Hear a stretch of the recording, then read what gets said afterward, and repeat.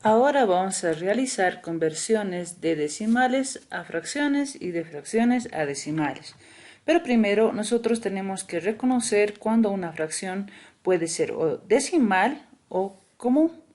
En este caso, para nosotros, vamos a decir que es una fracción decimal cuando tengamos en el numerador un número cualquiera y debajo en el denominador sea un 1 seguido con ceros solamente, ¿no?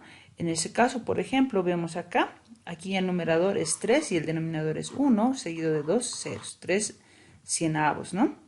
Entonces, que esto convirtiendo en decimal va a ser 0.03 y esto sería nuestro número decimal. Más adelante veremos cómo se realiza la conversión.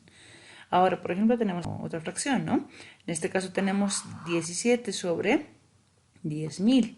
Entonces, en este caso también decimos que esta es una fracción decimal. ¿Por qué? Porque en el denominador se encuentra 1 seguido de puros ceros, no hay otros números, solamente 1 seguido de ceros. Entonces decimos que esta es una fracción decimal.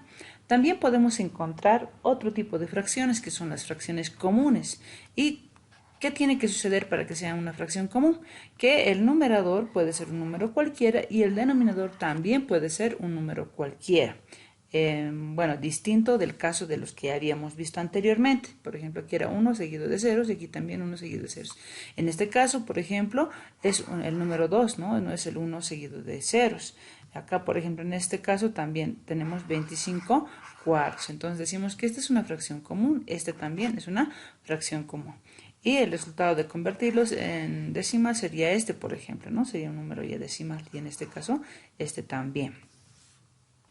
Ahora analicemos a los números decimales. Los números decimales pueden ser exactos o pueden ser periódicos. Cuando son exactos, los números tienen un número limitado de cifras decimales. Por ejemplo, acá vemos, tenemos a 0.5, tiene solamente 0.5 de decimal, ¿no? Entonces aquí también es 3.25 y ahí, ¿no? Es un número decimal exacto. También tenemos aquí a menos 1.2, es un número decimal exacto. Pero cuando estos números decimales son periódicos, a su vez se pueden dividir en dos grupos. Pueden ser puros o pueden ser mixtos.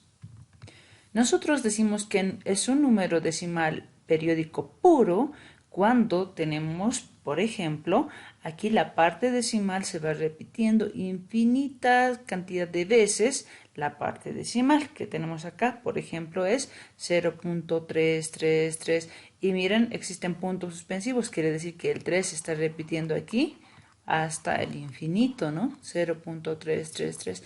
Y cuando tenemos este caso, nosotros decimos que este número de acá es un número decimal periódico puro, ¿no? En este caso, lo mismo.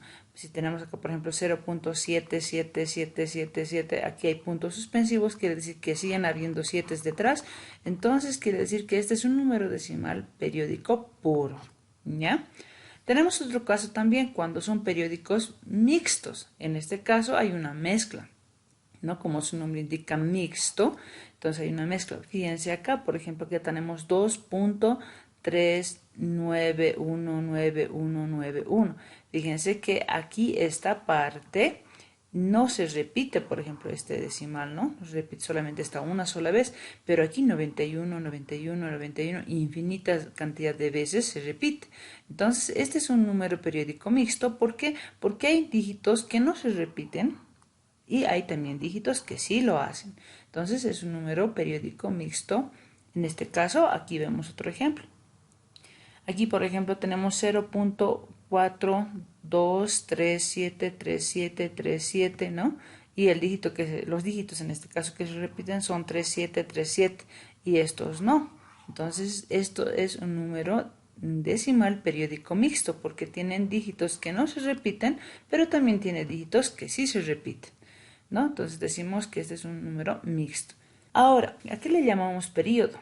es el conjunto de cifras que se repiten en el mismo orden en el periodo. Se suele simbolizar por un arco sobre el mismo, dice, ¿no? Por ejemplo, aquí tenemos 0.53, 53 y infinitos puntos suspensivos, 53, 53. ¿Y cómo podemos resumir, si ustedes quieren, este número? Podemos escribir como 0.53 y el número o los dígitos que se repiten se pone sobre esos dígitos un arco, ¿no? Para indicar que esos números se están repitiendo.